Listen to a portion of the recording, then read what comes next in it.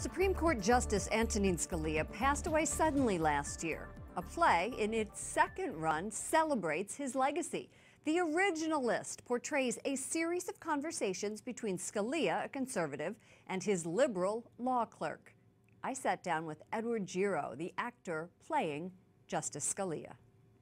Edward Gero, thank you so much for joining us. My pleasure, Lauren. Thank you. What do you want the audience to take away from this big man, the character, Justice Antonin Scalia? This provocateur, this eloquent orator.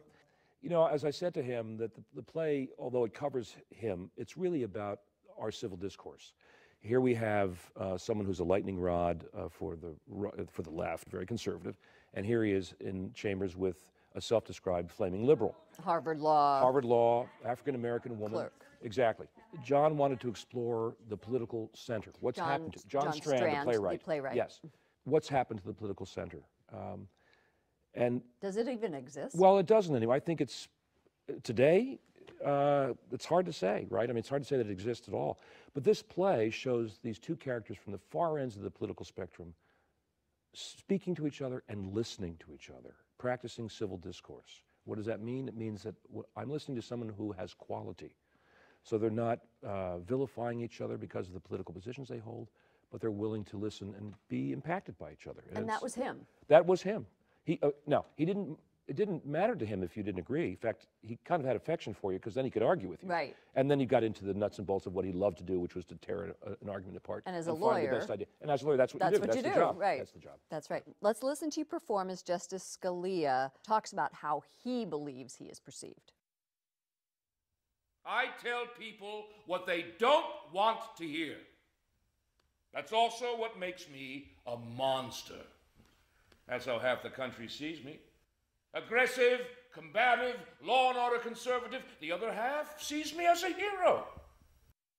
Is this an accurate description of him? Oh, absolutely. These are his words. So his words. Absolutely. Specific he said it words. in public. Absolutely. That, some people think I'm a hero and some people think I'm a monster. And which is it? And it sort of puts in high relief how we think of him. Because he's very adamant about what he believes. As the Supreme Court prepared to hear the Defense of Marriage Act, that United States versus Windsor, right. I think it was the goal of John Strand, and tell me if I'm wrong, to display this gentler political discourse. Have you heard from audience members about whether or not that has resonated? There's no question it's resonated. We opened the play in 2015 while the Obergefell case, the same-sex marriage case, was being heard. DOMA, Windsor, sets that up. And in that dissent, he was defending traditional marriage. And he said there wasn't really anything in the Constitution that allowed us to, as a court, to say this was constitutional or not. It was a legislation, and he really supported the democratic process. If you don't like it, change the law. Okay. Audiences come in to the play expecting, this crotchety curmudgeon guy who was very funny, but by the end, because he listens and they listen to each other, they come out with hope about the country. And they learn a little bit about the Constitution. No matter what happens in our political landscape, the Constitution will protect us. And if it doesn't, the experiment's over.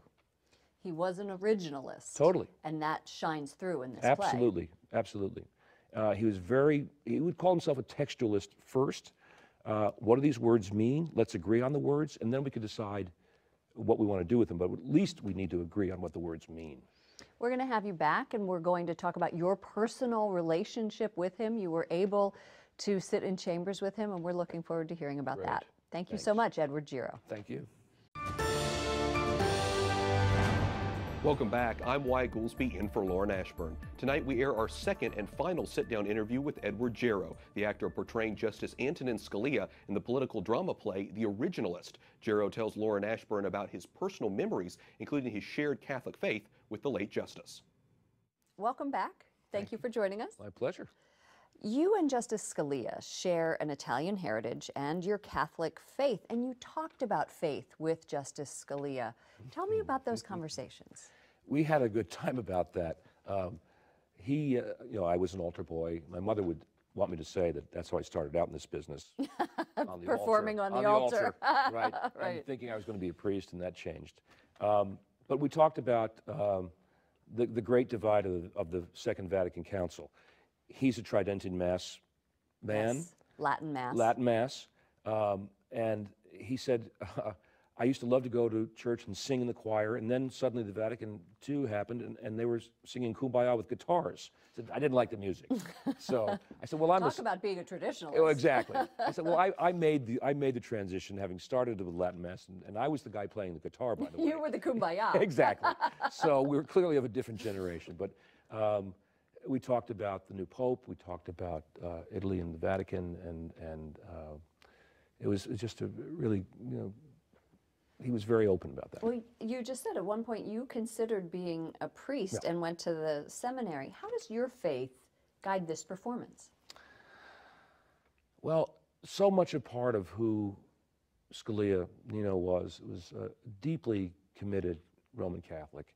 And the play deals with that. In fact, the characters in the play share Catholicism. The counter clerk is a bit of a fallen away Catholic, and part of the character's goal is to recapture that and to have her find her sense of direction from her faith. And that comes to fruition in the play. So when we started rehearsals, we made a trip to the Basilica, lit a candle. I've been going to Mass a little bit more regularly now. He'd be very happy to hear that. Yes, okay. But no, it just there's a certain comfort level about it that he made me at ease with it and actually got me interested again in a way. We have a picture of you, and we'll show right now, of you paying your respects to Justice Scalia as he's lying in repose at the Supreme Court. What were you thinking at that moment? What was your prayer? I said a Hail Mary.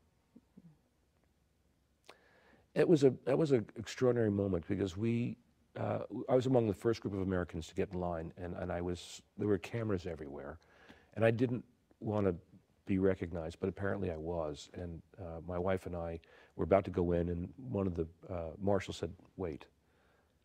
I said, just wait. And he said, okay, go ahead. And we had the room to ourselves. Oh. So it was incredibly overwhelming. And I just had such a profound sense of loss for, not just personally, but what he meant to the country. He was such the smartest person I ever met in my life. And I was just grateful to have the time I had with him. So yeah, I've said a Hail Mary. Thank you so much for joining us and for sharing your relationship with him. Thank you. With our audience. Thank you very much.